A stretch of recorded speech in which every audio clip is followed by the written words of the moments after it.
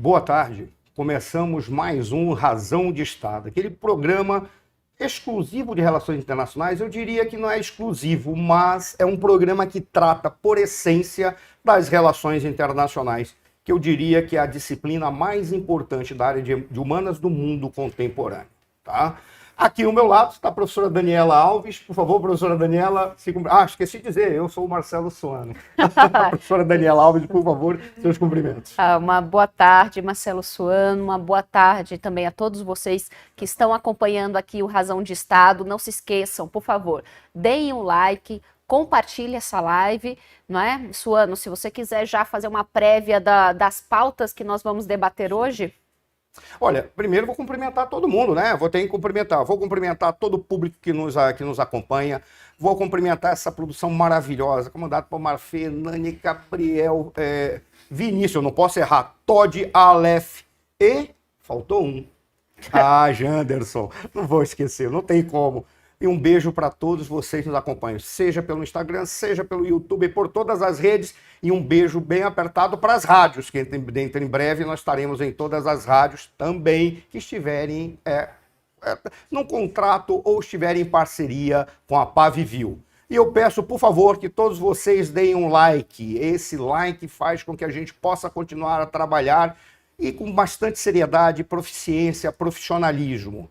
Peço que deem um like, compartilhem, divulguem, e aqueles que quiserem auxiliar ao canal, auxiliar ao Pavinato, auxiliar ao Pavivil, auxiliar a todo esse trabalho que está sendo feito, por favor, façam o Pix, pavinato@outlook.com. Vai aparecer Roca Seca. Para aqueles que estejam apenas ouvindo, não posso estar vendo a imagem, Pavinato é PAVINATTO @outlook.com. Vai aparecer Roca Seca, ROCCASECCA. É assim que vai aparecer, que é a empresa.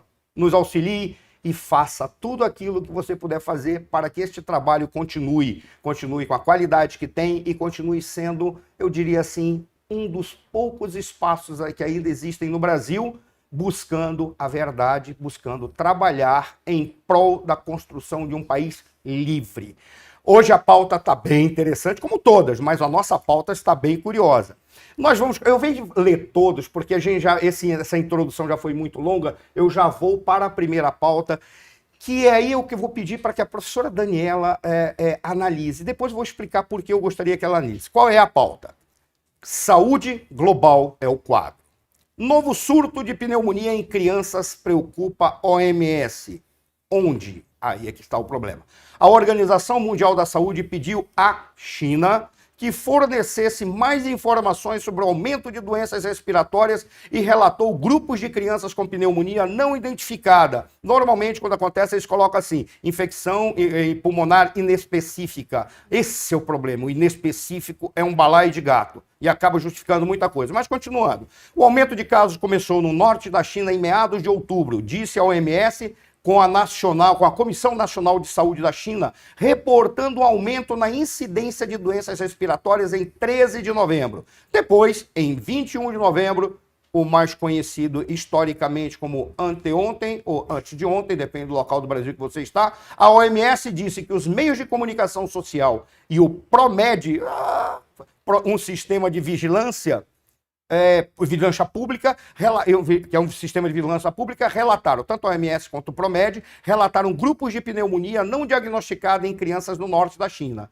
Não está claro se estes estão associados ao aumento geral de infecções respiratórias relatado anteriormente pelas autoridades chinesas ou eventos separados, disse a gloriosa Organização Mundial da Saúde. Agora eu vou explicar por que a Daniela é interessante que ela fale. A Daniela Alves, ela é internacionalista, formada em Relações Internacionais. E o mestrado dela é em Medicina, foi feito dentro de um hospital, exatamente para trabalhar no entendimento e para o confronto ao tráfico de órgãos. Ela desvendou, ganhou prêmios da ONU e do Ministério da Justiça do Brasil sobre o trabalho dela para o combate ao tráfico de seres humanos, em especial ao tráfico de mulheres. Mas por que eu estou dizendo que ela começa apenas por título? Não, não é essa a questão. Daniela acompanhou, em muitos aspectos, o trabalho da OMS e acompanha os relatórios da OMS.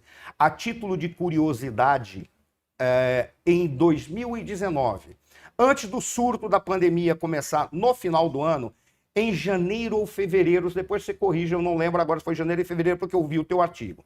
Você publicou um artigo no Seri News em que você fez uma análise das 10 principais ameaças à saúde global que a OMS faz todo ano. Todo ano ela fala. Ela faz um relatório sobre as principais ameaças. Aí, o que aconteceu? A Daniela, naquelas análises, ela citou uma coisa que estava nos relatórios da OMS. O que estava ali? A OMS já previa em janeiro ou fevereiro de 2019, a Daniela vai me corrigir aqui, ela já previa, sabe o quê?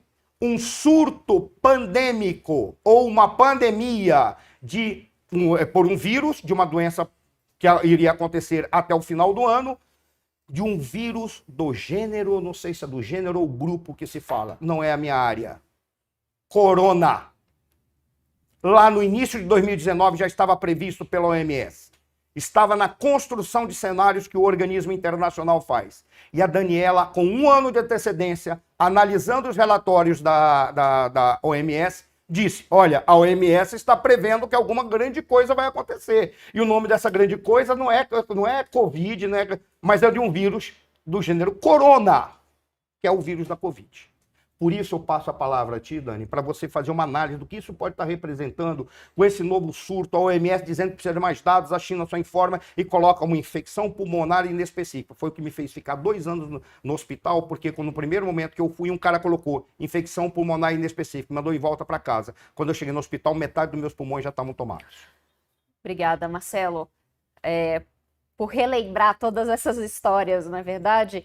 Realmente, eu cheguei a publicar um ano antes sobre essa questão do coronavírus, não é, que já era algo previsto pela própria OMS. No entanto, quando efetivamente aconteceu, não é, a pandemia, a própria OMS ela não conseguiu responder como deveria e como já estava nos seus próprios relatórios. Isso é bem curioso, né? Mas fica para um outro dia uma análise mais profunda. Mas o que a gente tem que tomar cuidado é que depois, durante e depois da pandemia, sempre vão surgir notícias para deixar a população de todos os países, como eu posso dizer, não em alerta, não é mais com medo. Então, o medo ele também é uma ferramenta, né, que se é utilizado bastante.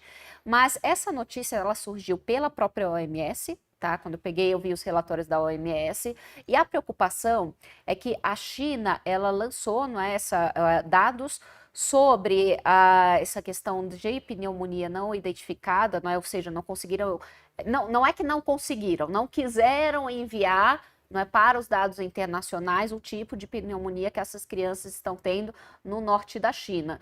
E por isso a OMS decidiu lançar essa nota para solicitar à China que finalmente envie o que exatamente está acontecendo, não é?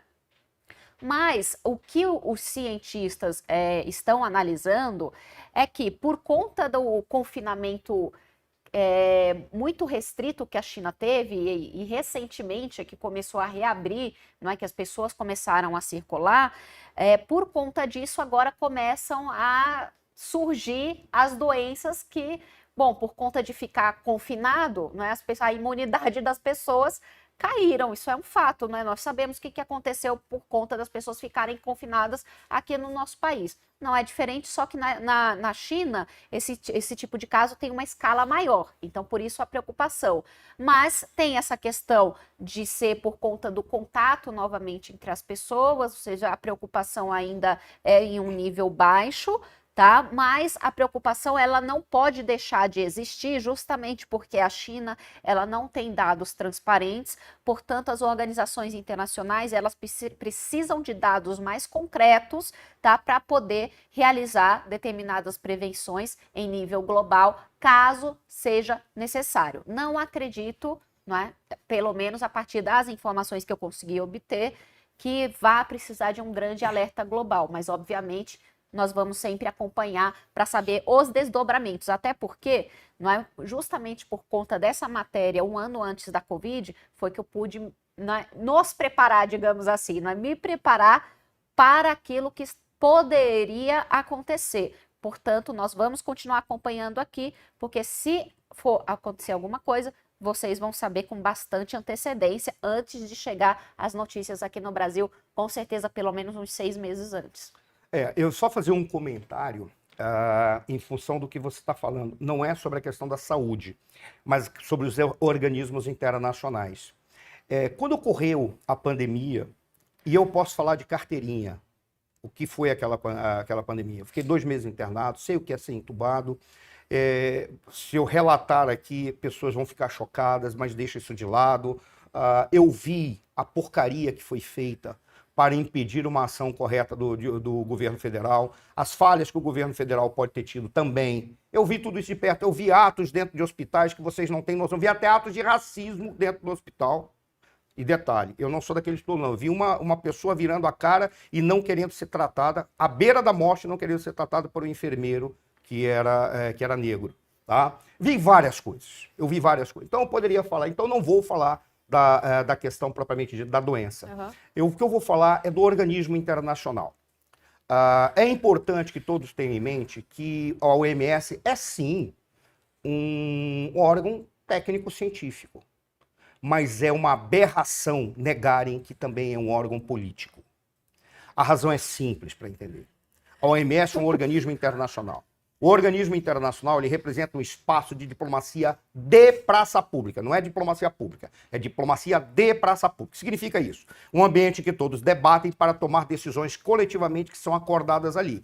E pelo menos no Brasil, os países são signatários têm que seguir essas orientações. No Brasil, por exemplo, no nosso ordenamento jurídico, primeiro está a Constituição. Logo abaixo da Constituição são os tratados internacionais que o Brasil assina. Essa é a razão pela qual o povo tem que acompanhar todos os debates sobre os tratados internacionais que ocorrem no Congresso. Que uma vez aprovado do Congresso, significa que está inserido na nossa legislação e tem que ser cumprido.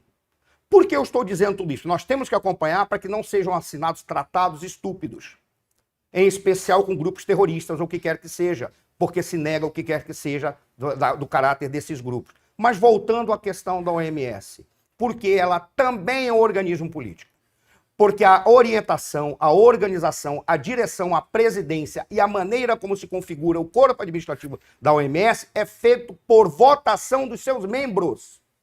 E a OMS ela é mantida pelos recursos que são dados proporcionalmente pelos estados signatários. Só tem um detalhe. Normalmente a OMS ela se preocupa com questões que dizem respeito à saúde pública, porque é o primeiro passo. Ela se preocupa com doenças do coração, questões de moléstias como malária, e ela estabelece políticas para acompanhar o combate a essas moléstias que são transnacionais. É algo que eu falo na sala de aula sempre. Quando alguém fala, não, mas isso é um órgão científico, isso é um órgão jurídico, técnico. Não, não. É científico e político, é jurídico e político. Por qual razão? Porque as presidências, as direções são votadas, são colocadas lá por um acordo e normalmente quem paga mais lá dentro manda mais e coloca gente, pessoas que lhes são mais favoráveis. O que foi o erro dos Estados Unidos. Né? Eu deplorei quando as pessoas, é isso mesmo, a OMS não presta, o Trump tem que sair de Trump, pelo amor de Deus, não faça isso. Sabe por qual razão? Porque se os Estados Unidos saem de lá de dentro, outro vai ocupar o vácuo de poder. Tomou conta. Se coloca mais dinheiro, o que ela vai fazer? Essa aqui é a pauta que a gente quer. Exatamente. Acabou. E todo mundo vai seguir, porque queira ou não queira, profissionais de saúde que estão lá são bons, são caras que entendem muito de saúde pública. Sim. Mas as diretrizes políticas que são passadas para o mundo inteiro e todo aquele que é signatário e tem tratado estabelecido tem que cumprir, porque torna-se a sua legislação. Aí o que acontece? É o que eu falo na sala de aula sempre. Qual é a grande questão que define concretamente se algo é político ou não? Toda vez que você tem um organismo, uma entidade, uma instituição, uma empresa, o que quer que seja, ela tem que lidar com uma coisa que se chama orçamento. Sabe o que significa orçamento? O dinheiro que tem para definir e aplicar em políticas. O que isso exige? Prioridades. Exceto no governo brasileiro, que não tem prioridade nenhuma. A prioridade é gastar e viajar. Teve gente que colocou aqui no chat que a OMS ela é financiada por empresas privadas. Não, a OMS não é financiada por empresas privadas. Ela é financiada por governos. É isso aí, porque é um organismo internacional. Cada governo tem um peso diferente na sua contribuição para a OMS. O que acontece é que as empresas privadas possuem lobby, que é outra coisa. É outra coisa. Tá? E ninguém vai demonizar o lobby, Não, porque o lobby significa alguém que está apresentando a sua perspectiva e dizer por que a sua perspectiva tem que ser acatada. Mas só para fazer um comentário, só para encerrar o comentário, quando você tem orçamento, você tem que ter prioridades. Sim. Aí vem a questão política por excelência. Como que se define a prioridade? Pela votação. Quem tem mais peso vai dizer a prioridade é essa. Ele ganha, acaba dando a prioridade que lhe interessa e não a prioridade que pode ser relevante para o mundo inteiro. Um professor meu, um dos maiores jornalistas da história do Brasil, chamado Oliveiros Ferreira, ele dizia assim, meu filho, os organizados, eles comandam. Os organizados, dentro dos organizados, mandam. É o que acontece. Não adianta você querer achar que a solução é se retirar, muito pelo contrário. Muito pelo contrário. Porque essa ainda vai ser uma organização de peso que vai continuar influenciando as políticas públicas de todos os países do mundo. Então, por isso que é importante acompanhar, saber o que está acontecendo por lá, porque o que acontece e as decisões de lá vão afetar aqui também. Sabe qual é o detalhe, Dani? Quando as pessoas falam, vou me retirar, porque nós devemos nos retirar, tem algo que não pode, você pode não gostar, mas você não pode ignorar a realidade. Qual é a realidade? O mundo está conectado devido à tecnologia de uma forma como nunca teve na história. Se você se isolar, você passa fome. É o que está acontecendo hoje. Esse é o primeiro ponto. Segundo, aí, se você se isola, mas não está passando fome, as decisões que são tomadas lá impactam direto nos governos dos países que são signatários. Sabe o que os governos dos países signatários dizem? A partir de agora a gente fecha nossas fronteiras para aquelas pessoas daquele país que não está nem aí para a gente. Exatamente. Eu não estou dizendo que eles estão certos. Eu estou pensando política e estrategicamente. Ora, aí o que faz? Todos aqueles que pensam de uma maneira íntegra, que estão preocupados com o seu povo de verdade, estão preocupados com o roubo de governos, estão preocupados com a imundície da corrupção, todos aqueles, não, vamos sair dali, sabe o que vai acontecer? Esses espaços vão ser tomados exatamente por aqueles que estão se lixando para a sociedade e para a humanidade. Estão preocupados mais em resolver formas de roubar. Uma outra informação relevante, aliás, para você, irrelevante. Uma outra informação relevante para vocês, tá? Essa notícia, ela também está aparecendo no momento em que a OMS está negociando o novo Tratado Internacional de Enfrentamento a Pandemias. Então, nada é por acaso. Querem avançar com a negociação desse tratado. Aliás, em breve eu trago para vocês, nós vamos trazer as novas notícias com relação ao avanço das negociações desse tratado, porque o que for decidido ali também vai afetar todos os países do mundo. Então, vocês veem que está tudo conectado, não é? A OMS lançou essa nota de preocupação com relação à China, por outro lado, tem esse tratado internacional que eles querem avançar ainda este ano para assinar e colocar nos parlamentos do mundo inteiro no ano que vem, 2024. Olha bem, se você é signatário de um organismo internacional, aquilo que é assinado ali, ou assinado em termos de tratado, seja bilaterais ou de blocos, você tem que colocar nos parlamentos. Vocês entenderam por que nós temos que acompanhar? Ao invés de dizer assim, vamos extinguir uma coisa que já existe e a gente não sabe o que fazer com ela, vamos fazer o seguinte, vamos ocupar esse espaço para dizer o que eles devem fazer de verdade e não essa esculhambação que nós vemos hoje.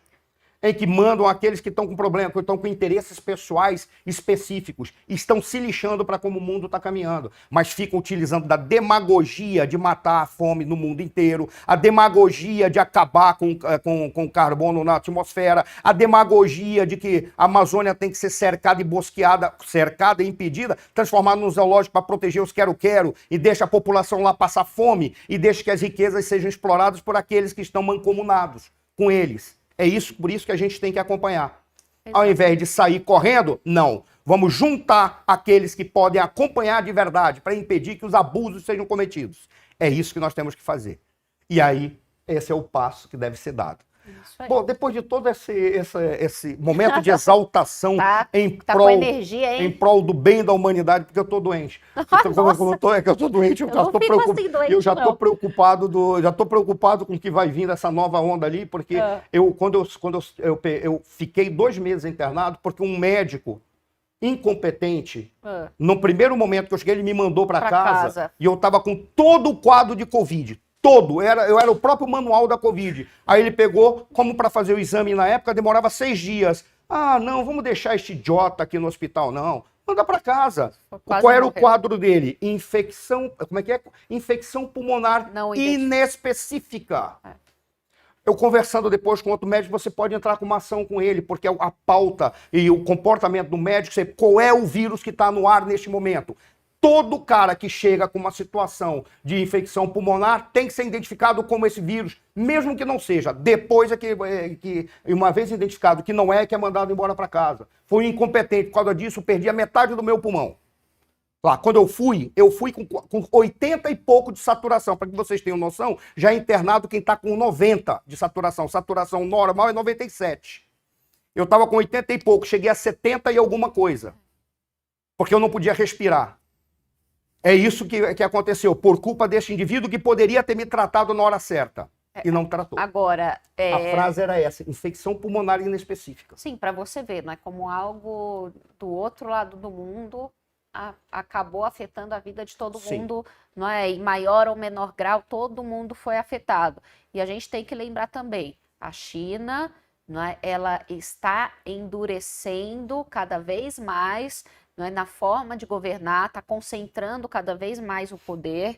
Nós fizeram várias reformas administrativas, tem até empresários que eu conheço que não pisam mais lá, com medo, porque a situação, nós já até falamos sobre isso aqui no Razão de Estado, sobre a mudança na lei de espionagem lá da China. Né? A Câmara de Comércio da União Europeia também lançou nota para todas as suas empresas preocupadas, porque agora a China pode definir que qualquer pessoa realizou um crime de espionagem, não é por conta de ter interferido em segredos de Estado, só que a própria China, ela não coloca o conceito de segredo de Estado. Qualquer coisa agora é segredo de Estado.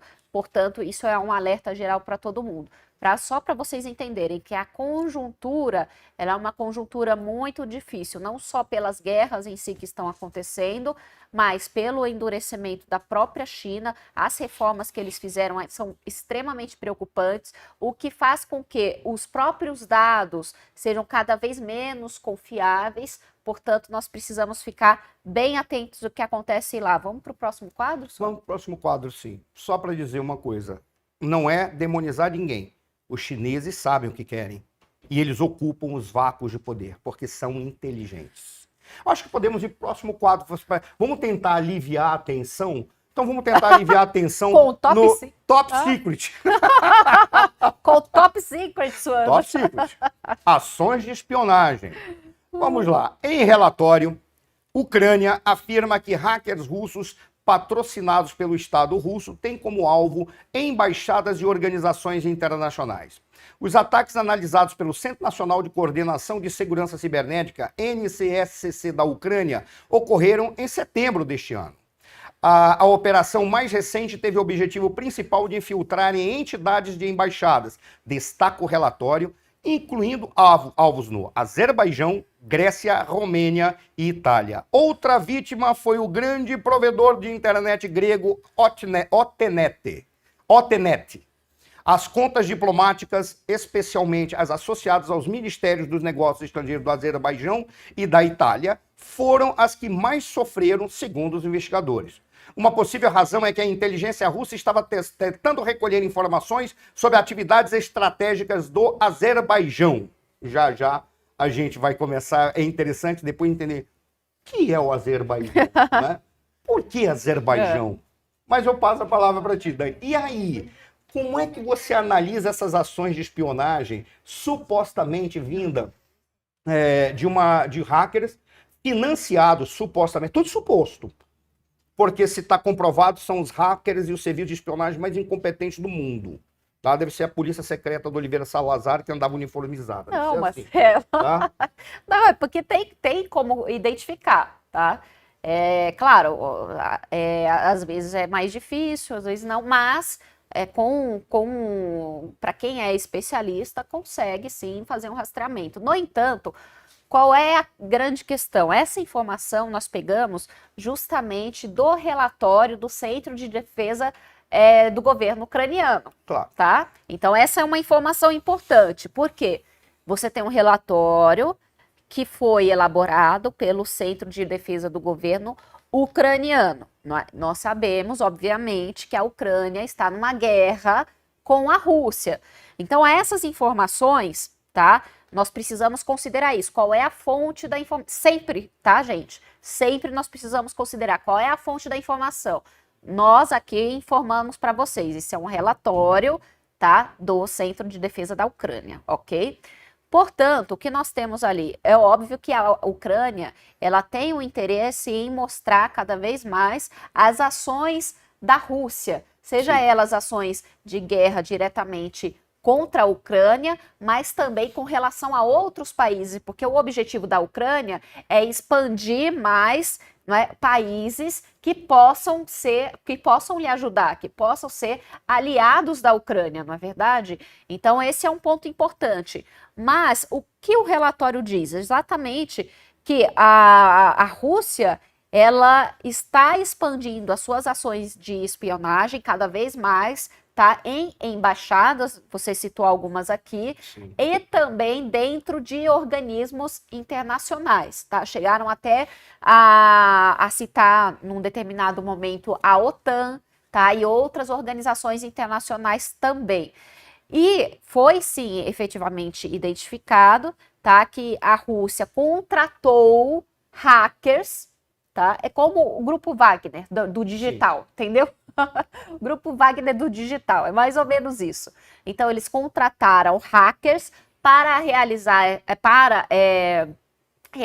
exatamente essas invasões, né? Coletar dados, coletar informações sensíveis, não é? Ou seja, que não são disponibilizadas para o público. Basicamente, é este o contexto dessas informações que nós estamos trazendo para vocês.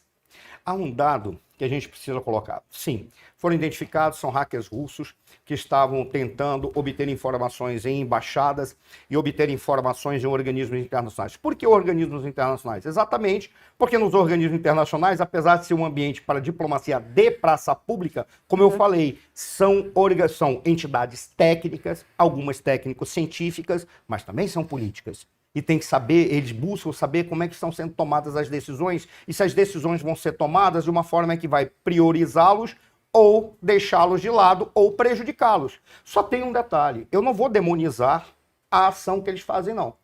O que eu vou demonizar é a incompetência daqueles que não fazem a contra-inteligência. Sim, claro. Eu lembro quando teve aquela invasão em que o Edward Snowden e depois a reboque do Edward Snowden falaram que o telefone de Sua Excelência, presidente da República do Brasil de então, Dilma Rousseff, tinha sido hackeada, ela tinha sido gravadas as conversas dela no telefone. Muitas pessoas ficaram indignadas. Como assim? Espionar o telefone de uma presidente de um país soberano. Deixa eu contar um segredo para vocês. Eu vou falar baixinho. Eles são pagos para isso. Tá? Aí, quem era culpado e qual foi a crítica que eu fiz? Sua Excelência Presidente Dilma tinha sido alertado pela Agência Brasileira de Inteligência que ela deveria mudar o sistema. Que ela deveria ter adotado determinados procedimentos de segurança. E foi ignorado.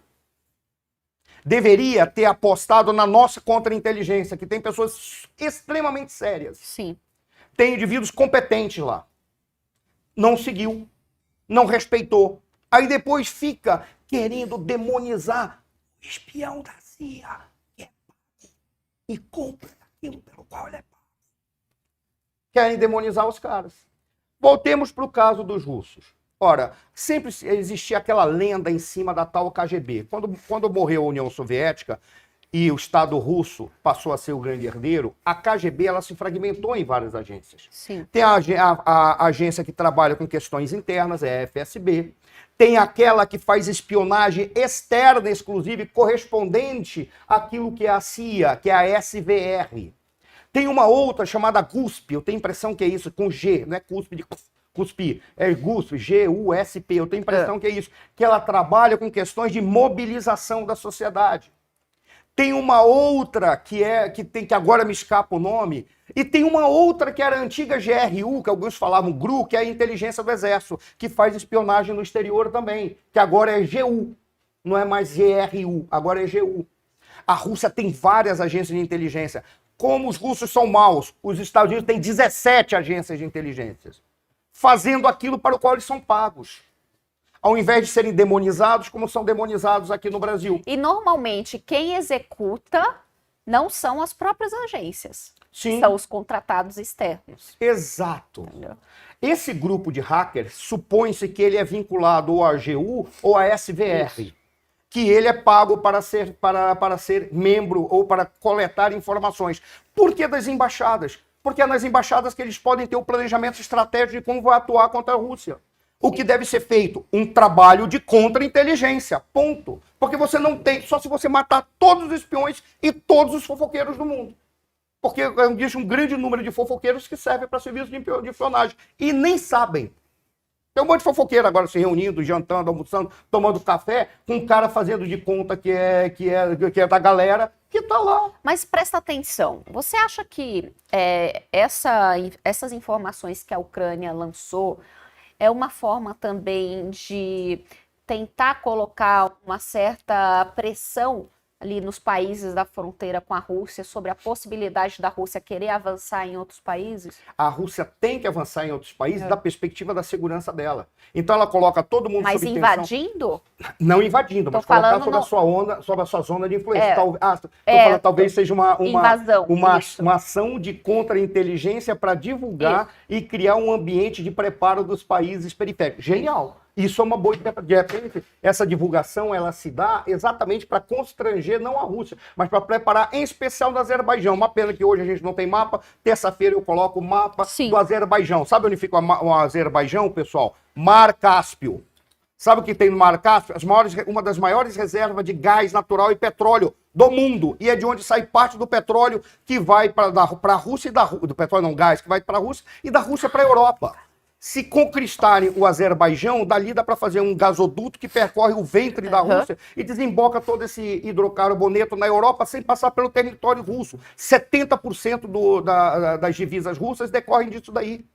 Estão entendendo por que a Rússia está preocupada com o Azerbaijão? É apenas isso. Agora, não vamos ficar batendo porque indivíduos estão trabalhando para fazer um serviço de espionagem. Faça o seguinte, invista na contra-espionagem. O que, na verdade, eu tento analisar é a estratégia por trás da divulgação de tal relatório, né? Porque esse tipo de relatório ele não é divulgado à toa. Não. Porque querendo ou não, são informações sensíveis. Está dentro da estratégia. Né? Então aí eu sempre tento pensar, bom, em primeiro lugar, por que este relatório está sendo divulgado? Não é? Qual é o interesse? Se realmente tem ameaças que estão além ali da nossa compreensão imediata, não é muito mais do que julgar se está certo ou errado, não, porque todo mundo aqui sabe que a espionagem existe, mas o quadro Top Secret está aqui para a gente acompanhar essas movimentações. Fizemos um dado complementar, eu mostrei para aqueles tolos que querem demonizar a atividade de inteligência, que isso é bobagem, e você disse, o que importa é entender a razão estratégica para botar uma contra-estratégia. Mas Dani, a gente vai interromper um pouco o Top Secret para fazer algo que é bem interessante, porque a espionagem é ver o que ocorre à sua volta. Estar atento. Okay? Estar atento. E agora a gente pode simplesmente... Olha, se você está sofrendo com problemas de visão, eu tenho uma notícia maravilhosa para você. Eu estou aqui com o Wellington para falar do Melhor Visão. Para esclarecer tudo, eu já estou começando a tomar, Wellington. Pois é, a Mafê também já começou a tomar. Eu também. A Dani também. Na verdade, assim, todo mundo está precisando tomar, essa é a realidade. Porque hoje nós fazemos tudo, né? Toda operação bancária, o nosso trabalho, todo depende da visão e de telas também. E o excesso de tela, essa luz azul, ela causa uma degeneração macular que gera um processo degenerativo ocular. Então a perda da visão gradativa vai acontecendo por esse motivo. E você que está nos assistindo neste momento, eu queria fazer um convite para você. Tenta fechar os seus olhos, você que mora aí há 10, 20 anos na tua casa, e tenta dar 10 passos para você ver se você consegue, mesmo conhecendo cada cantinho da sua casa. Você que está aí no trabalho, que já está há 5, 6, 7 anos no trabalho, tenta dar 10 passos também. Na verdade, eu vou te fazer uma outra proposta, eu vou fazer uma analogia aqui, na verdade, tá? Você acha que 50 milhões é muito dinheiro? Então eu quero te fazer uma proposta analógica aqui. Eu te proponho 50 milhões de reais, desde que amanhã você não tenha o direito de acordar com a visão. O que você acha? Aí você consegue perceber o senso de prioridade. Né? Porque diante de uma situação como essa, todo o resto, o dinheiro, o trabalho, todas as outras questões são triviais. E aí a saúde da visão se torna essencial. Porque aposta fantástico, viu? Na hora que você falou, eu quase disse, se fosse 51, eu topo. Mas não, topo não. Não dá, porque assim, você sem a visão não consegue apreciar as boas coisas da vida. A gente comentou que dos 5 sentidos que nós temos, o que mais gera dependência é a perda da visão. Perfeito. Um exemplo, se você perde a fala, você vai continuar trabalhando, dirigindo, né? Você consegue fazer ali, escrever, gesticular. Se você perde a audição, você consegue fazer uma leitura labial. Agora, se perde a visão, a limitação que você tem é imensa. E hoje, o que ocorre?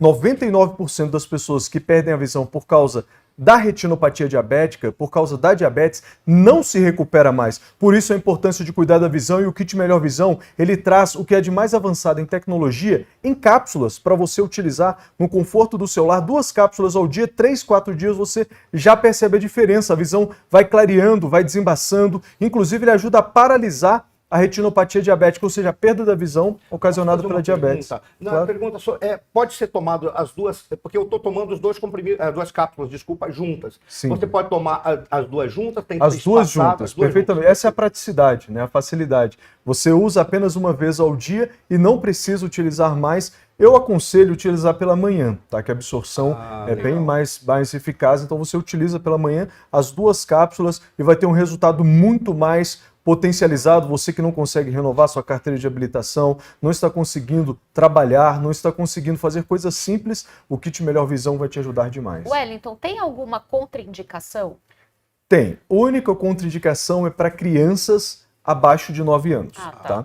Crianças acima de 9 anos. Por que crianças? Nós temos muitos casos de mães que já estão com os filhos com problema de síndrome do olho seco. Né? Então a criança a partir dos 9 anos já pode estar usando. Nos demais, Wellington, eu tenho hipertensão, eu posso usar? Claro que pode. Wellington, eu tenho gastrite, eu posso usar? Pode, porque é uma cápsula oleaginosa, é diferente. Nela, a absorção dela, a diluição dela no estômago é muito rápido, então não causa problema nenhum. Vou te fazer uma pergunta aí, coisa da futilidade mesmo. Engorda? Não, claro que não. Jamais, não engorda. Eu tô gordinho sempre porque eu gosto de pizza, gosto de massa, muita lasanha. Tá gordo, não. Ontem já comi uma pizza, né? Mas não engorda, vocês podem ficar tranquilos, tá?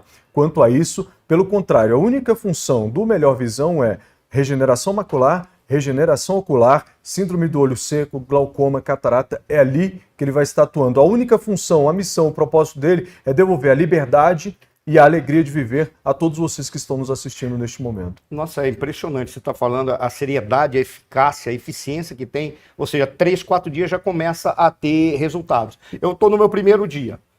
Segundo dia. Eu comecei ontem. Hoje eu estou no segundo dia. E eu preciso, porque eu estava falando agora da Covid, no meu caso, afetou muito a minha visão. A Covid afetou a visão. Nossa, eu tive 3 graus, aumentou em 6 meses, para você ter noção. E agora eu quero ver se eu consigo paralisar essa perda de visão que eu estou tendo. E isso aí eu acredito que realmente vai produzir um resultado maravilhoso. É fantástico isso daí. Um assunto muito importante esse, o que acontece? A Covid ela causa um processo inflamatório muito poderoso no nosso organismo. Então, todas as pessoas que pegaram, elas andam com um processo inflamatório muito poderoso no organismo. E a inflamação também é uma das causas da degeneração. E o que acontece? O Melhor Visão, ele traz na sua composição o ômega 3, que é o condutor. E o ômega 3, ele tem uma ação anti-inflamatória poderosíssima. E é por isso que a pessoa tem também um resultado. Então, ele age de maneira completa. Wellington, você pode explicar aqui para a nossa audiência como faz para comprar e também se tem uma condição especial aqui para a audiência do Razão de Estado. Claro. O professor já é mais direto, né? A Dani é toda... Vamos lá. Então, assim, ó, você vai ligar agora ou enviar um WhatsApp, o número está na sua tela, tem o QR Code também. Você vai adquirir o seu kit Melhor Visão hoje, nós já vamos entregar no conforto do seu lar, da sua empresa com toda a praticidade. Você já começa a usar suas 2 cápsulas e falando que estava ouvindo aqui o Razão de Estado, que estava assistindo o Razão de Estado, você vai poder pagar até no final do mês de abril do ano que vem, até depois que terminou de usar. É só ligar ou enviar um WhatsApp agora no 0800 591 0461, adquirir aqui o seu kit Melhor Visão, já começar a utilizar. As pessoas ficam perguntando, bem rapidamente, que eu sei que o tempo é contra nós, elas ficam perguntando, Wellington, como que você fala com tanta autoridade, com tanta propriedade, que o kit Melhor Visão vai me trazer resultado em 3 dias, como você citou, e aquilo que eu tenho afirmado aqui. É muito simples, porque nós não vendemos e simplesmente abandonamos os nossos clientes. Nós acompanhamos eles, professor e Dani, desde o primeiro dia de jornada de uso até o final. Então, por isso, nós temos métricas muito precisas. 98% dos nossos clientes têm resultados em 3, 4 dias. Wellington, e os outros 2%? De 5 a 15 dias, mais 100% dos clientes felizes com o resultado. Então, ligue agora. 0800 591 0461. Professor, obrigado. Mas só falta 2 minutos. Pessoal, liga, pelo amor de Deus. Falando nisso, é importante lembrar que assim, você tem 2 minutos para ligar ou enviar um WhatsApp agora. Contando de agora. 0800 591 0461, 0800 591 0461. Também é o WhatsApp. Também é o WhatsApp. Professor, obrigado. Dani, obrigada, obrigado. Wellington. Um grande abraço a vocês e a toda a audiência. Espetacular. Espetacular. Olha, porque é resultado e eu preciso. Então eu creio que vai avançar maravilhosamente bem. E por falar nisso, olha, né? olha o nome, olha o nome do quadro. O Wellington tá aí ainda. Olha o nome do quadro, Wellington. De olho no conflito. Passa a leitura e passa para ti ou tu faz a leitura? Dessa vez sou eu que vou passar para você, Suano. Olha só, gente. Nós temos agora tensão na Península Coreana. Coreia do Norte rompe acordo militar com Seul. A Coreia do Norte ela anunciou hoje, tá, que deixará o acordo militar assinado com a Coreia do Sul em 2018, com o objetivo de diminuir as tensões na Península Coreana. A medida ocorre depois de Seul ter suspendido os trechos do documento que impediam os sul-coreanos de intensificar a vigilância militar ao longo da fronteira. A decisão da Coreia do Sul foi tomada depois que Pyongyang disse ter lançado com sucesso um satélite de reconhecimento militar nesta terça-feira, dia 21 de novembro. Bom, Suano, esse é um conflito, não é, que já se arrasta há muito tempo. Então, às vezes, nós vemos ali a Coreia do Norte fazendo testes nucleares, nós vemos, não é, agora mais essa ação de sair, não é, com relação a esse tratado. Sempre tem alguma movimentação ali da Coreia do Norte. O que você acha sobre essa conjuntura das relações da Coreia do Sul com a Coreia do Norte?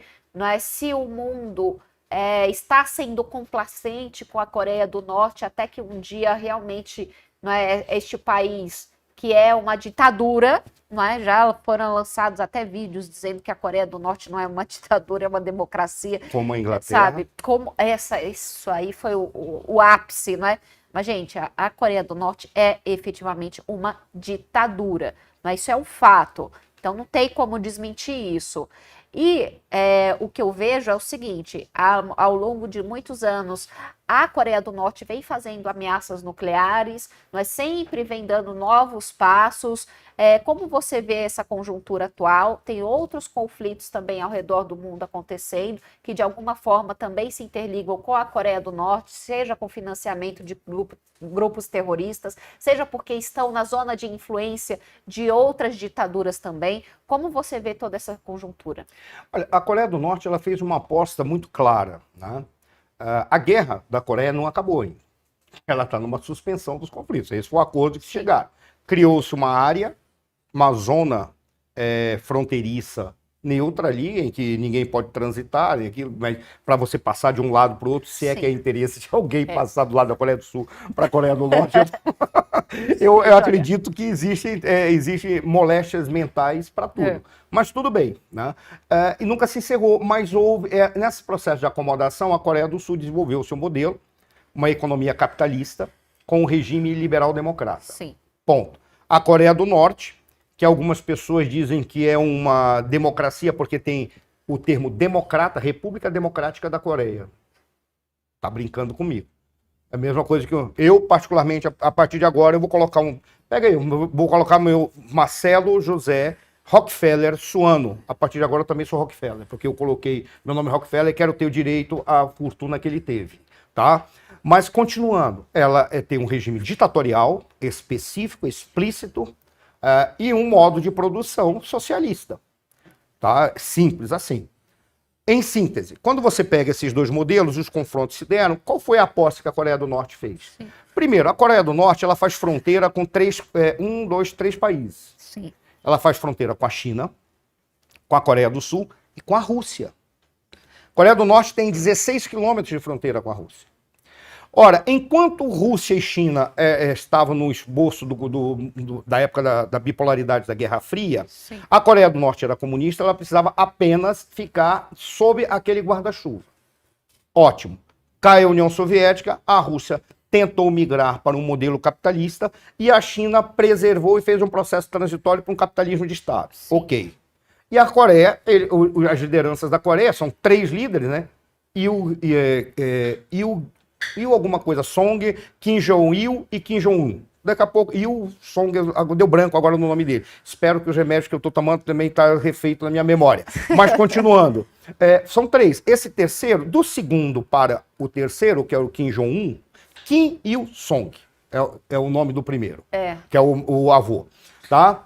Ele simplesmente, do segundo para o terceiro, eles apostaram num processo de militarização e investir todos os recursos na parte bélica da Coreia, para se proteger de uma possível unificação por uma invasão do Sul. Esse era o argumento que eles usavam, porque a Coreia do Sul queria mais enriquecer. A Coreia do Sul saiu de um PIB de 2 bilhões de dólares anuais para ser uma das 15 maiores economias do mundo. A Coreia do Sul é um modelo de economia, um modelo de administração, ela é um modelo de comportamento. A Coreia do Sul, o povo coreano é super simpático. Às vezes as pessoas brincam dizendo que a Coreia do Sul é o latino-americano da Ásia, porque eles se relacionam com todo mundo, brincam com todo mundo. O embaixador da Coreia do Sul, aquela simpatia cantando raça negra. Cantando raça negra, que os sul-coreanos jamais têm preocupação em estar invadindo a Coreia do Norte, eles têm mais o que fazer. Eles têm que curtir a vida que eles produziram com trabalho, eficiência e elegância. Aí, continuando, mas aí veio a lógica. A Coreia do Norte, ela é uma projeção da China. Exatamente. Ela se mantém porque é interesse da China ter a Coreia do Norte, até mesmo para fazer besteiras que a China não pode fazer. Sim. Exemplo, existe um departamento de inteligência e guerra cibernética na Coreia do Norte que é gigantesco e é extremamente operativo. Ora, é óbvio que eles fazem acordos e trocam informações com os chineses. Por isso ninguém invade a Coreia do Norte. Ninguém vai ser louco de invadir a Coreia do Norte. No entanto, os norte-coreanos, eles partiram do princípio de que, não os norte-coreanos, o governo norte-coreano, mas especialmente os 3 ditadores de linha dinástica, tá? Em especial o segundo e o terceiro, em especial esse terceiro agora, que o caminho melhor seria investir numa nuclearização. Por qual razão? Porque você sobe o status como potência no mundo. Apesar de ser um país que morre de fome, vive de ajudas, vive de auxílios, em especial da Coreia do Sul. Por que a Coreia do Sul ajuda a Coreia do Norte? Porque é otário? Não! Porque tem um monte de parente deles lá. Sim. É o mesmo povo, a mesma família. Então eles não querem ver o povo norte-coreano morrendo de fome, porque um ditador prefere pegar todo o dinheiro ao invés de produzir uma economia boa e melhorar a condição de vida do seu povo, bota nas Forças Armadas, que é uma das maiores forças armadas do mundo, a Coreia do Norte. Mas você acha que o rompimento desse acordo militar é mais por uma questão de retórica ou pode realmente ter a consequência de escalar esse conflito? Eu comecei falando daquela zona fronteiriça, porque a alegação que eles deram é que a Coreia do Sul estava desrespeitando e fazendo monitoramentos naquela zona desmilitarizada, que é a zona fronteiriça. Ah, não, isso aí é o que nós queremos, nós não podemos admitir esse abuso. Por isso, nós vamos romper esse acordo. Ora, a Coreia do Norte, ela vive, eu diria assim, é o blefe que todo mundo sabe que está blefando e ninguém pode fazer nada, por quê? Porque, vou pegar um outro exemplo, usando o blefe.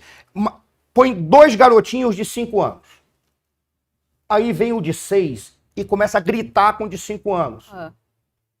Mas eles têm um irmãozinho de 7, de um desses de 5 anos, que pode bater nele. Por que ele continua gritando? Porque ele tem um irmão que é maior de idade, que é a China. Então é aquele chato que fica blefando, é um garoto de 5 anos que fica gritando com todo mundo, porque o seu irmão mais velho tá lá do lado. Eu já vi isso em vários lugares. Aquele moleque que você diz, mas meu Deus, por que eu sou obrigado a aturar esse menino gritando? Porque o irmão mais velho tá lá. Que é o irmão grande, é a China. Então todo mundo atura. Então a Coreia do Norte, ela precisa viver o termo que se usa em escolas militares, é embuste. É essa mentira bravata. Ele precisa viver disso para fazer avanços estratégicos, em especial no seu posicionamento político e na hora que vai querer fazer alguma negociação. É interessante que a própria Coreia do Norte, né, ela divulgou nos seus meios, obviamente, estatais de comunicação, não tem como ser diferente, que a Coreia do Sul ficou extremamente irritada com a posição firme da Coreia do Norte. Né? Mas é o que se espera da Coreia do Norte. Primeiro, a Coreia do Sul ela tem que ficar irritada. É um direito, é um Estado soberano. É um Estado que está sob ameaça constante. Porque qual é a lógica da Coreia do Norte ter aquele armamento nuclear? E ter tanto investimento em tropas. Primeiro, tem investimento em tropas convencionais.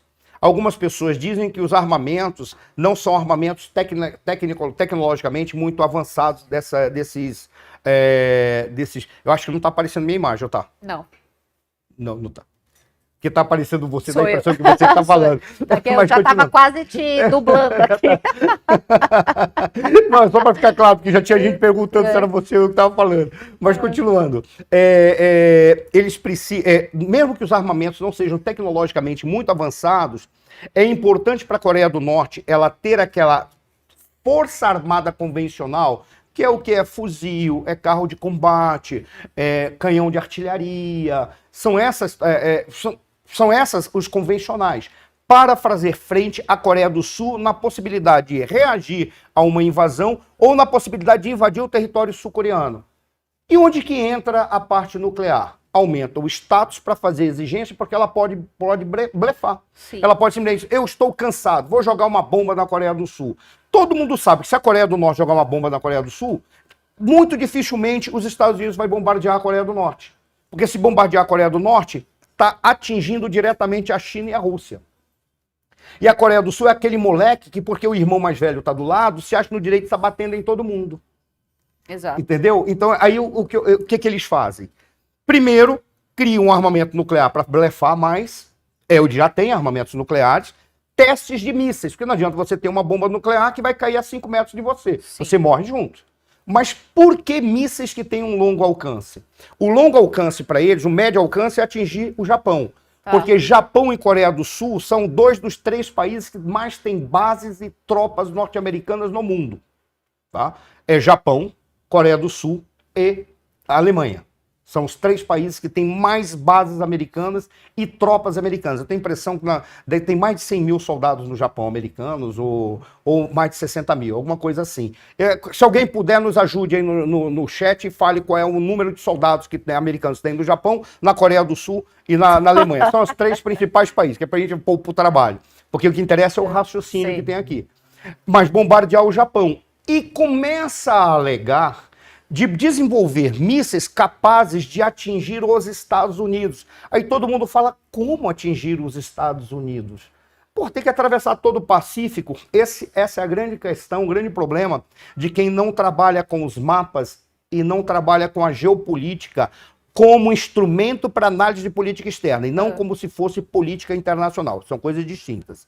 Por qual razão? Porque um míssil não vai atravessar o Pacífico, ele vai passar pelo Polo Norte.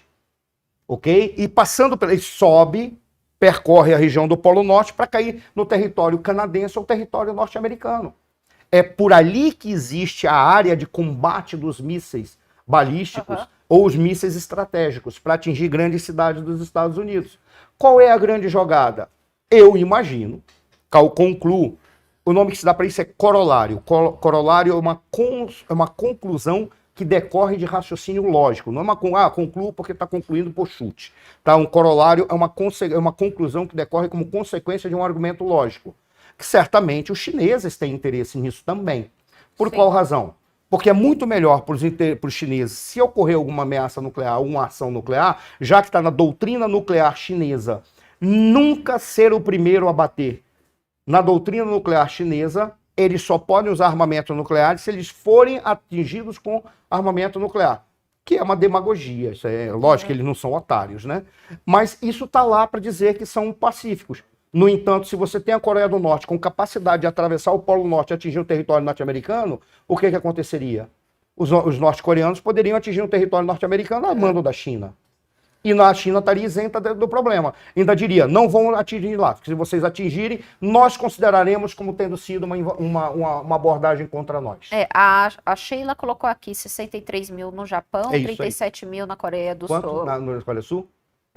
37 mil, acho que é mais ou menos isso mesmo. É mais ou menos 100 mil, acho que dá no todo. São mais de 60 mil no Japão, quase 40 mil, era um pouco mais de 37. Eram 40 mil na Coreia do Sul, mais de 60 no Japão, e eu não sei onde que tem mais de 100. Eu acho que é na Alemanha.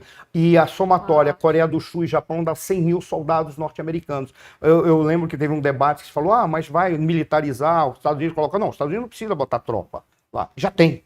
Sim. Que nem a Rússia em Sebastopol, na Crimeia. Não, os russos invadiram. Não, já tinham soldados lá. É a mesma coisa, são bases. Ok? Então, é mais, eu não diria uma bravata, é mais uma maneira de atuar dentro de uma retórica para, se não avançar, pelo menos ganhar proventos dos seus aliados e afastar, intimidar aqueles que possam estar se contrapondo. A sensação que eu tenho é que eles sempre tentam realizar alguma coisa para que lembrem que a Coreia do Norte existe. Mas é exatamente isso. É uma forma de chantagear. Sim. Eles já recebem auxílios internacionais. Sim, muitos. Muitos auxílios. Para aqueles que são ingênuos, vocês acham que o povo norte-coreano não morreu totalmente de fome por quê? Porque o Kim Jong-un manda todo mundo para fazer uma refeição na casa dele? Não, porque recebe auxílios internacionais, em especial dos seus irmãos sul-coreanos. Tá? Então, é mais para saber que, porque toda vez que ele faz de conta que existe, ele quer mostrar que existe para o mundo, ele entra com alguma negociação, qualquer que seja. E aí, eles têm a tecnologia nuclear desenvolvida. Sim. Eu lembro que quando teve o início das negociações para a questão nuclear do Irã, o acordo nuclear com o Irã, muitas pessoas alegavam que o Irã tinha desenvolvido já a tecnologia de enriquecimento de urânio acima dos 2%, mas porque o problema é você chegar 2%, que para produzir determinados tipos de equipamento médico, 20% para dar energia elétrica, é mais ou menos isso. Acima de 20%, você pode chegar a 98% fácil, e a partir daí você desenvolve o armamento nuclear. Já se sabe que o Irã estava desenvolvendo tecnologia. Uma senhora fugiu da Coreia do Norte e anunciou para o mundo, ela era diplomata, anunciou para o mundo que quem estava fornecendo já toda a tecnologia para o Irã era a própria Coreia do Norte. Isso vazou para o mundo. Olha, Marcelo, a gente vai continuar aqui na pauta, mas eu acabei de receber uma notícia, tá? Que eu vou colocar daqui a pouco lá no quadro da gente da primeira viagem, a política externa, a primeira viagem não, primeira classe, política externa brasileira, não é? Neste quadro para vocês, de uma notícia que eu acabei de receber. Mas a gente vai fazer um breve comentário da próxima notícia aqui do nosso quadro De Olho no Conflito. Pessoal, se puderem colocar aqui no nosso GC para a gente continuar. Vamos lá. Acordo entre Israel e Hamas, Suano.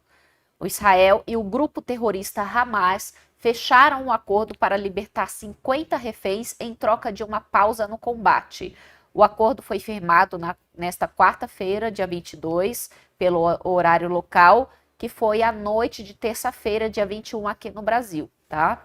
As autoridades norte-americanas confirmaram que as discussões para o acordo também envolviam a liberação de 150 palestinos mantidos como prisioneiros por Israel. Professor, como está essa situação, não é, dessa negociação? Parece que esse acordo ele vai começar a ser cumprido nessa madrugada de quinta para sexta. Nesta madrugada. Como está a evolução disso agora? Olha, primeiro, qualquer acordo com o Hamas é um acordo possível de não dar certo, ou ser abandonado, ou algo inadequado ocorrer no meio do caminho. Por qual razão? Porque são terroristas. Sim. Terrorista se equivale ao mentiroso. O mentiroso não cumpre acordos. Ele apenas verifica qual é o melhor para a sua ação monstruosa, qual é o melhor quadro para a sua ação monstruosa. Eu jamais faria uma comparação desse nível que pode ser feita, quer dizer, então, que o que esses indivíduos do Hamas falam é que os seus membros valem, cada um israelense vale pelo menos 3 daqueles membros deles. O que mostra o valor da vida humana para o israelense. E o governo de Israel, ele é capaz de trocar sim, porque é algo curioso, as pessoas não entendem muito quando veem aqueles combates aéreos ou aqueles pilotos israelenses pilotando caças que custam 100 milhões de dólares, 200 milhões de dólares. Se der um problema no caça, a ordem que vem é muito simples. Salte. Ah, não, mas eu posso tentar corrigir. Não, não, não, não, não. Avião se substitui. A vida humana é insubstituível. Sim. Está na lógica o respeito pela vida que tem o israelense e a cultura judaica, tá? Outros povos também, os árabes são também, mas esses terroristas islâmicos não são assim. E será que esse grupo terrorista vai cumprir o acordo? Não acredito que vai cumprir, porque a primeira oportunidade que eles vão ter, que eles tiverem nisso daí, eles vão retroceder. E eles vão retroceder se eles obtiverem uma vantagem estratégica ou tática no processo de negociação ou no processo de troca de prisioneiros. Para começar, só gente que tem um nível espiritual tão baixo para utilizar seres humanos como moeda de troca, nem os animais são moedas de troca. Porque nós somos animais também. Mas nem os bichinhos são moedas de troca. Mas só gente muito baixa espiritualmente para fazer isso. Se o Estado de Israel está usando e vai aceitar a troca, é pelo valor que ele dá à vida humana. Sim. Tá? Apenas por isso. E pretende-se começar nesta madrugada, e veja, já teve um recuo. Era para ter começado faz 1 ou 2 dias. Sim. E houve um recuo por causa de ações do Hamas. Isso, aí o que Israel fez? Vocês vão continuar nessa esculhambação? Então vamos fazer o seguinte, a gente vai lá e nós vamos continuar os bombardeios. Só tem um detalhe. Antes que algum indivíduo mal intencionado, com uma inteligência abaixo de limitada, uma inteligência medíocre, para dizer que o que Israel faz é um bombardeio desproporcional. Não é desproporcional por uma razão muito simples. Não é porque eles estão caçando o terrorista, porque estão respondendo à agressão que sofreram, não. É porque eles avisam onde eles vão bater, eles avisam onde que está sendo feita a operação, para que se retirem dali os civis, para que não haja mortos inocentes. E o que faz esse bando de marginal? Esses indivíduos do Hamas, esses monstros? O que eles fazem? Colocam pessoas lá para servir de escudos humanos. E eles colocam gente do grupo do Hamas para serem dirigentes de instituições e entidades. Exatamente para usar suas entidades e instituições civis como ambiente para colocar armas e para colocar indivíduos que não prestam lá dentro. Sim. E aí, por isso que quando Israel vai, diz, agora a gente tem que ir. Por quê? Porque se a gente não for, o que vai acontecer? Já está sendo preparada uma nova ação deles a partir daquele ponto. Eles estão identificando, por isso que eles continuam. Não é desproporcional. Desproporcional é que faz o Hamas, de colocar o seu próprio povo ali para essa situação.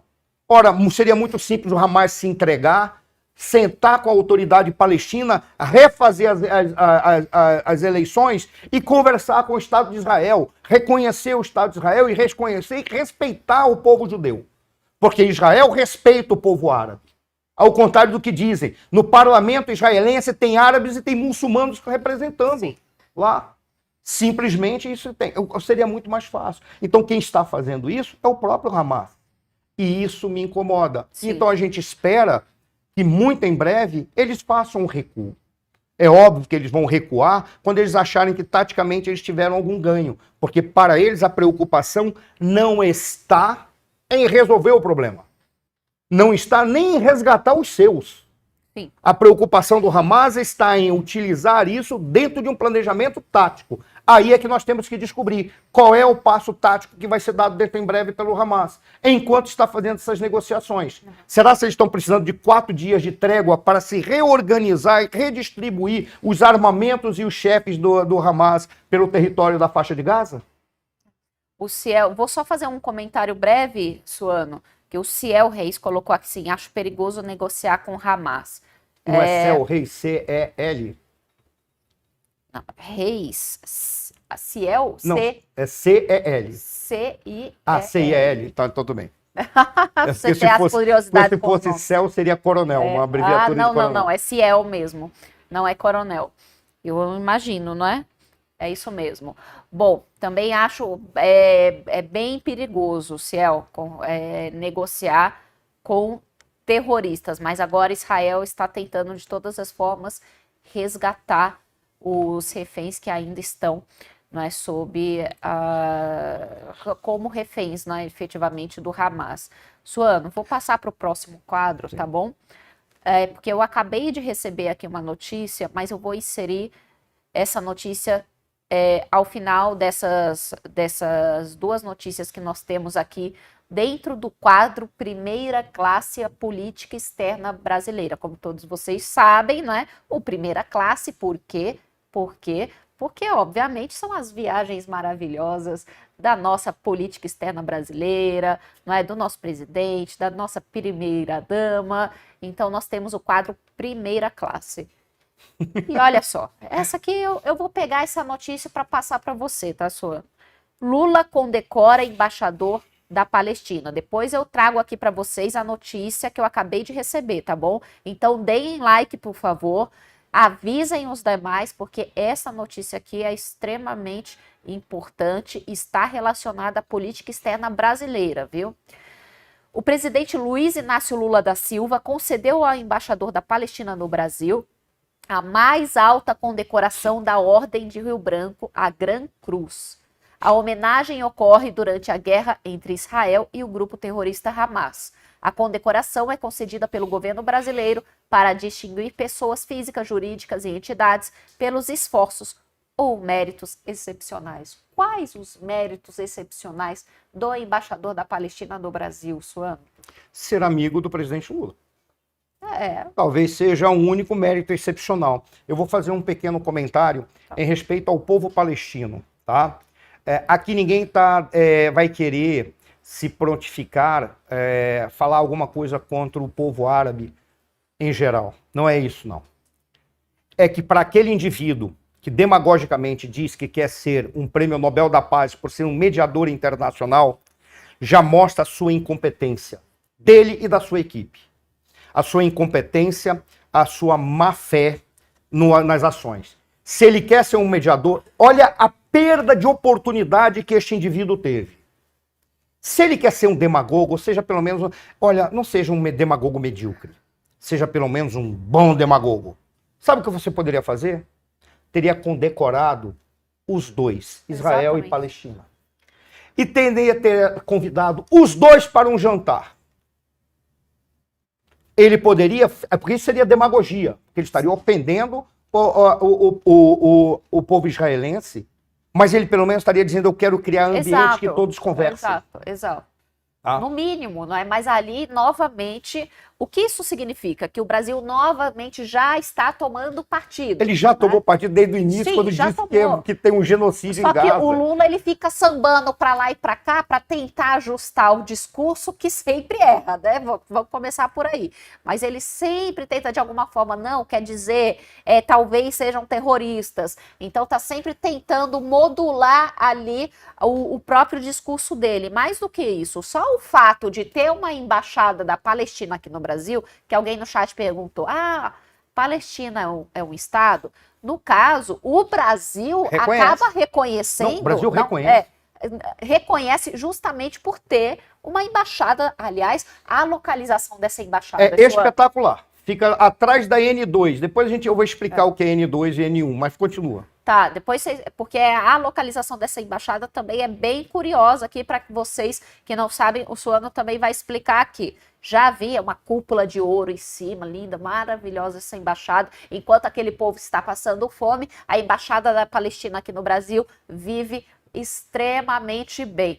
E, aliás, né, com relação a isso, o Brasil reconhece, a Unesco, por exemplo, reconheceu, a ONU não reconhece, mas a Unesco, que é uma das agências da ONU... Mas a ONU coloca como situação especial o Estado da Palestina, não como...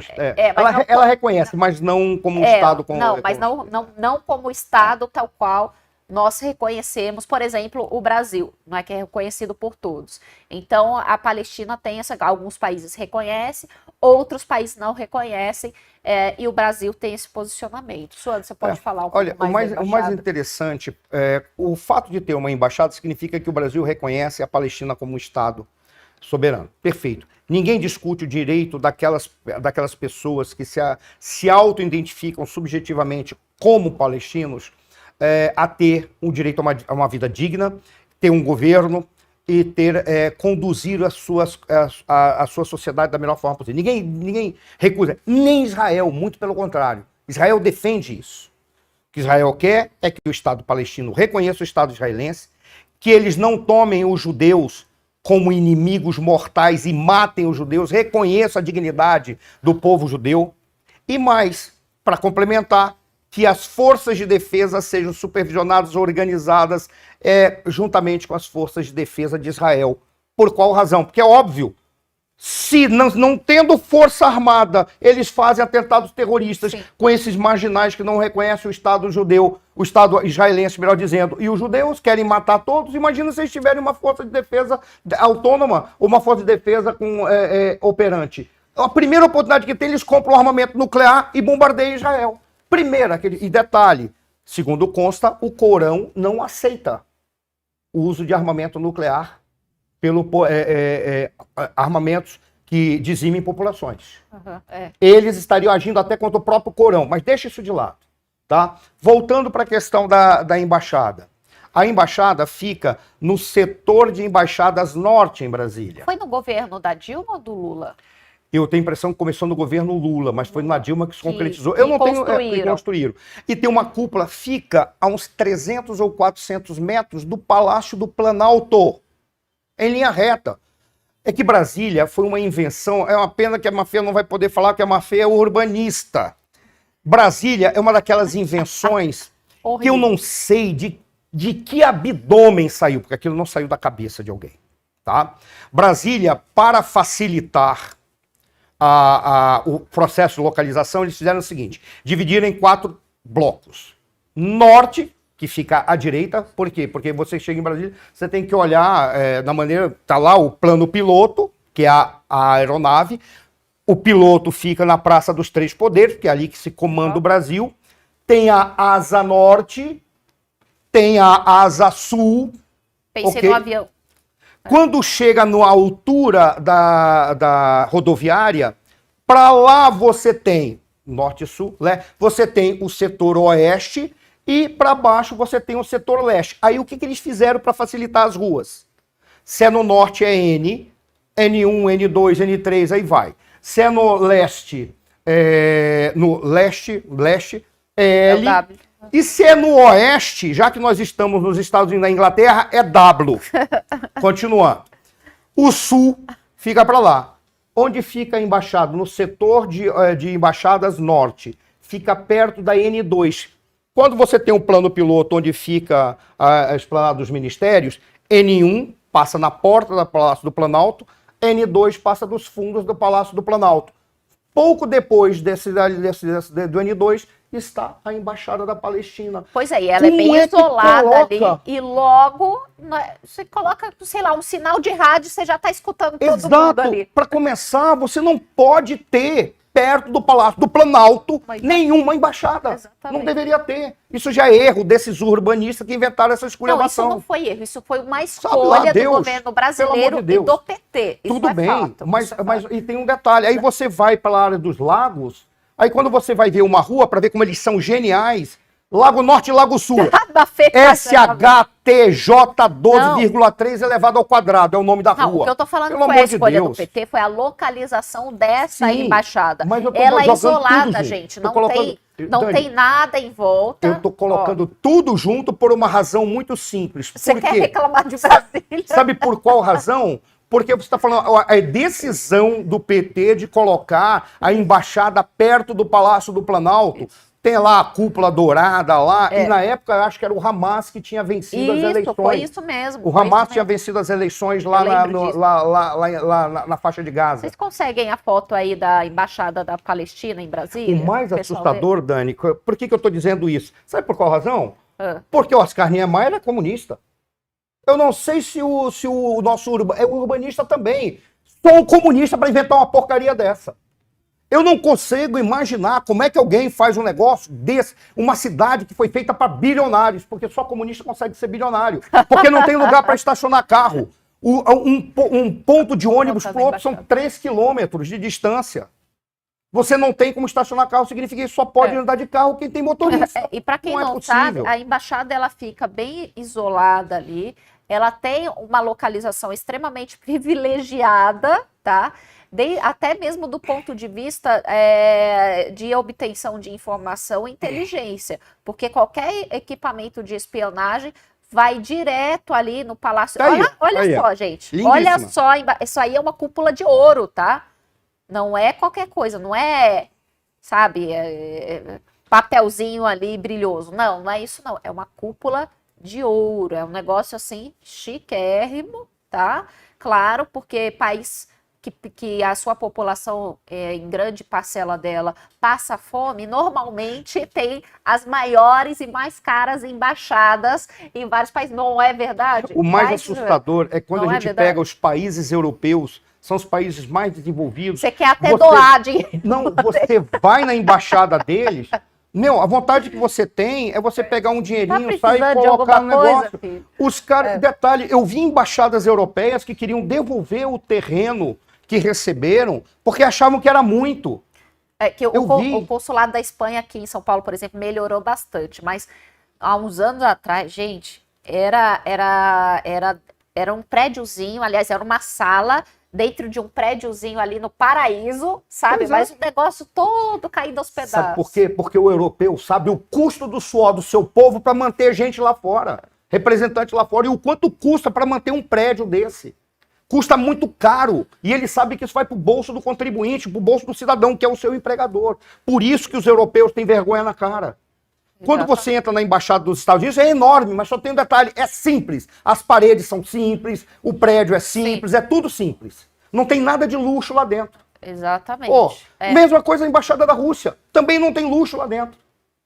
Mas aí você vai dos países pobres, é só luxo. Só luxo. E no caso desse da Palestina, com localização extremamente privilegiada para obtenção de informações, gente. Marcelo... Simples assim. Olha ali, ó. Aquele prédiozinho que tá ali. O pessoal não tá vendo. Que pena que o pessoal não tá vendo. Vocês querem colocar na tela? Olha só, Marcelo, eles colocaram ali no Google Maps. Essa é a localização da embaixada lá em Brasília, tá? É na N2 mesmo? Fica perto da N2? Que eu não consigo, tô conseguindo ver daqui. Vocês querem? Ministério de Defesa também, pela esquerda. Ministério da Defesa, tá vendo? Você lembra que eu falava pra você? Gente, ali, ó, Ministério da Defesa. A Justiça Militar. A Justiça Militar. Olha, a Procuradoria-Geral da Justiça Militar fica bem do lado. Exato. Quase do lado. Para vocês... Aquele negocinho que está ali é a Justiça Militar, né? Aquele prédio ali. É a Justiça Militar. Justiça Ali é a Militar, Justiça Militar. é isso mesmo. Na direção da entrada, do outro lado, isso aí não é a Justiça Militar, não. É a Justiça Militar. É a Justiça Militar. O pessoal não tá vendo, o pessoal não tá vendo. Infelizmente o pessoal não está vendo, mas se tiver a primeira oportunidade, vejam, é perto do Palácio do Planalto também, pessoal. Sabe? Quem trabalha com inteligência sabe que pode ter o bloqueador, basta, eu não quero estar jogando meu dinheiro fora para comprar bloqueador. É simples, coloca no local que deve ser, afastado dos órgãos de poder do Brasil, tomadores de decisão. Porque se hoje é um amigo deles, amanhã pode estar alguém que não é amigo deles. Agora, Marcelo, eu quero aproveitar essa localização super privilegiada da Embaixada da Palestina aqui no Brasil, tá? Que o PT conseguiu. É o seguinte, gente, eu recebi, não é agora há pouco, essa notícia, então é pauta surpresa, viu, Suano? Pauta surpresa, obrigado. tá? Obrigado, todo mundo feliz, tá todo mundo com medo aqui na produção, mas olha só. Amorim fez viagem relâmpago a Caracas por temor de escalada entre Venezuela e Guiana, tá? O governo brasileiro está preocupado com o nível de agressividade na campanha eleitoral para o referendo de 3 de dezembro na Venezuela sobre a proposta de anexar o território da Guiana Essequibo. Isso. Isso, Suano. O Celso Amorim, né, ele foi lá para Caracas para tratar dessa questão do referendo. O Equador, aliás, o Equador não, desculpe, a Guiana também está querendo chamar o presidente Lula para tentar verificar o que fazer com relação a esta tensão entre a Guiana e a Venezuela, e nós estamos vendo, aí eu já vou fazer uma breve análise aqui para te passar, Suan. Nós estamos vendo, basicamente, o Brasil, tá, entrando dentro da estratégia venezuelana, que o objetivo da Venezuela neste momento não é resolver esta tensão territorial, é tirar a atenção e o foco das eleições na Venezuela. Sim. E o Brasil, por intermédio, por enquanto, do assessor especial Celso Amorim, está lá interferindo para ajudar que essa ditadura venezuelana simplesmente tire o foco das eleições para, de alguma forma, conseguir atrapalhar que a oposição consiga avançar efetivamente. Então, eles vão fazer de tudo para conseguir atrapalhar ainda mais o processo eleitoral naquele país. O Brasil não tem que se meter nesta questão, muito menos ajudar estrategicamente uma ditadura lá na Venezuela para atrapalhar as eleições daquele país. Suano, como é que você vê essa atuação do Brasil dentro desse dessa tensão de disputa territorial entre a Venezuela e a Guiana, sabendo que no meio disso tudo tem algo que é extremamente importante, que são as eleições. E essa tensão territorial, ela não é de hoje. Por que a Venezuela quer tratar disso agora? E o Brasil também, bom samaritano, claro, né? Porque nós somos brasileiros, queremos ajudar todo mundo, e nosso governo brasileiro não poderia deixar de querer ajudar a Venezuela agora. Primeiro, direto à questão. No momento em que você vai ter eleições e que se sabe que o candidato ou a candidata da oposição ela tem força suficiente para derrotar Nicolás Maduro numa eleição presidencial, eles precisam fazer manobras diversionárias. O que é uma manobra diversionária? Quando você engana que está indo para um ponto, mas na realidade você está indo para outro. Você distrai, é uma distração. Ou manobra diversionária ou manobra diversionista. Já vi falando de várias formas, né? Das duas formas, melhor dizendo, não de várias, das duas formas. É fazer uma distração. Ora, a distração cai como uma luva para a violência que vai ser usada contra a oposição para impedir que a oposição avance na Venezuela. Esse é o ponto principal. Ora, ele coloca, inclusive a Maria Tereza falou aqui para nós, Exatamente, como a Maria Tereza trouxe, ela disse que isso é uma questão que já estava na Corte Internacional de Justiça, fazia muito tempo, já tinha sido pacificado, já tinha sido considerado, porque a região do Essequibo era considerada um território venezuelano. E por métodos adequados, jurídicos e pacíficos, já se estava buscando a acomodação para chegar ao melhor resultado. Suano, deixa eu adicionar mais uma informação para você refletir, tá? Que logo a gente acaba o programa, mas a gente ainda volta para vocês verem pelo Street View a localização lá da Embaixada da Palestina, porque é tudo ditadura, então a gente, né, vai mesma família. Né, tudo da mesma família ali, então a gente vai e volta no tema. O medo do Brasil é de que a situação escape do controle do governo de Maduro, que já defendeu publicamente a invasão do território em disputa há mais de 100 anos. Detalhe, e que houve uma cessão territorial por parte do Brasil em 1904, também na região do Essequibo, lá no sudoeste do Essequibo. O Brasil já tinha perdeu sob a mediação do rei italiano, que foi o mediador de uma disputa entre Brasil, uma jovem república, contra a Inglaterra. Olha que coisa curiosa. Porque aquilo era a Guiana inglesa. Sim, e foi cedido o território para a Inglaterra. Perfeito. Então, aí depois houve o contencioso, já havia o contencioso entre a região da Venezuela e a Guiana inglesa, que era um contencioso que estava sendo negociado e estava sendo trabalhado. Mas o problema todo, aí são dois pontos que caem como uma luva. O primeiro deles, o governo brasileiro ajuda o governo Maduro a não fazer besteira, porque se ele começar uma guerra lá, o que vai acontecer é que vai trazer as atenções dos Estados Unidos e da Europa para cá. Mas você acha que o objetivo do Maduro é mesmo essa tensão com a Guiana? É o território ou o foco dele é atrapalhar, na verdade, as eleições? Porque a partir disso, o que ele faz? Dani, ele movimenta as Forças Armadas, mas são como os ele dois. quer. Mas são os dois. Primeiro, porque como ele é um ditador, o ditador precisa deixar a sociedade mobilizada. Sim. A melhor forma de deixar a sociedade mobilizada é ter um inimigo comum para que a sociedade combata. E aquele território é riquíssimo em minerais. Sim. É riquíssimo em minerais. E isso tem ganhos para a Venezuela, a incorporação. Aí ele mantém a sociedade mobilizada, podendo correr o risco de ter uma guerra em que essa guerra ela acaba produzindo, agora deu um branco aqui que eu desviei a atenção. Essa guerra acaba produzindo um resultado de dinamizar as ações do Maduro. Tá? Mas para o Brasil, como cai isso como uma luva? Suponhamos que o Brasil vá lá. Se o Brasil for até lá e resolver ou pacificar, é ponto para o presidente Lula numa concorrência ao Prêmio Nobel da Paz, por exemplo. Ele vai usar tudo. Ele usa qualquer coisa. Eu já falei nesse programa. Ele vai usar qualquer coisa. O Lula está atrás do conflito internacional para chamar de seu. Ele vai fazer qualquer coisa ele vai usar para buscar o Prêmio Nobel da Paz. Porque eu lembro que a gente estava com o Serrão aqui e foi citado o fato de que o Sua Excelência o presidente Lula foi indicado, sim, ao Prêmio Nobel da Paz. E na votação que teve para os indicados, nós ficamos com a honrosa posição, no caso o presidente Lula, que é presidente do Brasil, nós ficamos na honrosa posição de 299º lugar de 301 candidatos. Ou seja, talvez ele consiga ficar na próxima indicação a 298º, o que é um ganho significativo.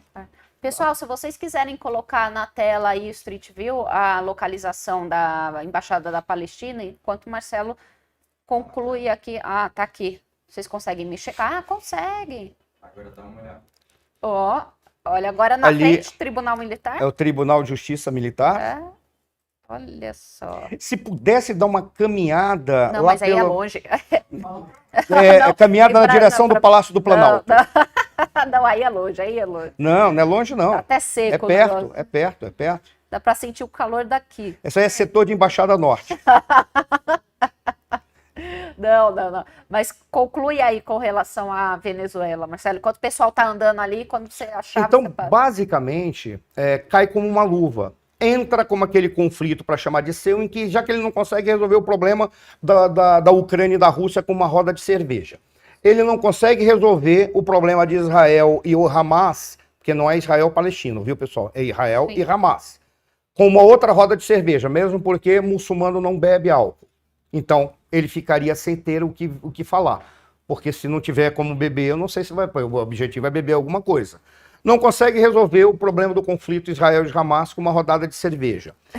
Quando teve o problema em Honduras, fez uma bobagem atrás da outra. Não à toa ele caiu no ridículo internacional. Quando teve o problema na Colômbia, os colombianos ficaram tão eu diria assim, de região da genitália cheia com as ações dele, que pediram para o Kirchner resolver, ser o mediador. O Kirchner. O Néstor Kirchner foi o mediador do problema que teve lá na Colômbia. Suano, então, o Hélio, que é reservista, ele perguntou o seguinte: se o Brasil for aliado da Venezuela em um possível conflito, eu for convocado, mesmo não concordando, sou obrigado a ir? É porque você está no exército errado. Interpretem os senhores como acharem melhor. Não pode ser, como é que se chama? Desertor, é isso? Não é, porque seria deserção. Se ele for convocado, ele é obrigado a ir. Entendi. Graças a Deus, já tem mais de 10 anos no meu certificado de reservista, e se me chamarem, eu me jogo no chão e digo que tive Covid, sou idoso, não vou. Sou idoso. Pronto, não vou.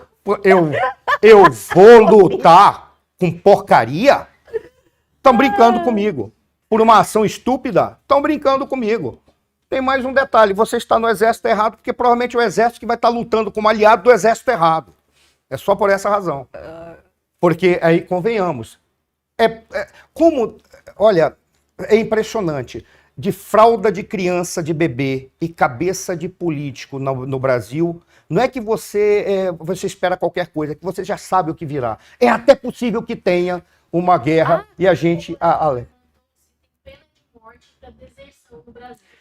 Eu acho que sim, pelo direito militar tem. É o único caso de pena de morte. Traição é o único caso de pena de morte. Você não pode trair a sua pátria. Só em caso de guerra. Só em caso de guerra você não pode trair. Você e aí... virar espião de outro país, por exemplo, isso também é pena de morte. Deveria ser, né? Mas não, no caso... É. Não, eu sei, não, estou fazendo uma ironia. Deveria ser, né? Mas vão perguntar, você é espião duplo espião de que país?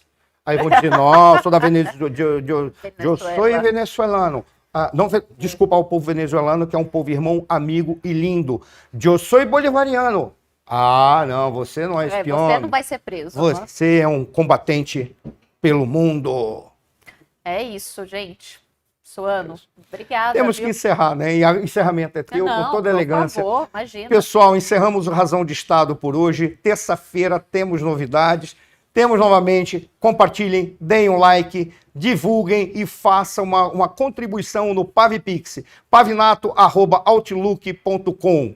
Para aqueles que apenas estão ouvindo, PAVI, V de viagem, PAVI, N de navio, peraí, pessoal, PAVI, N de navio, eu troquei, você falava N de navio, N de navio, ATTO@outlook.com, pavinato@outlook.com. Vai aparecer Roca Seca, ROCCA SECCA. Um beijo a todos, até breve. Tchau, gente.